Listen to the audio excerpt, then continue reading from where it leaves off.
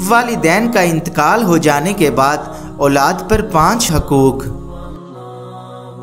number 1, इनकी नमाज़े जनाजा अदा की जाए, उनके लिए बख्शिश की दुआ की जाए, उनके वादे पूरे किए जाएं,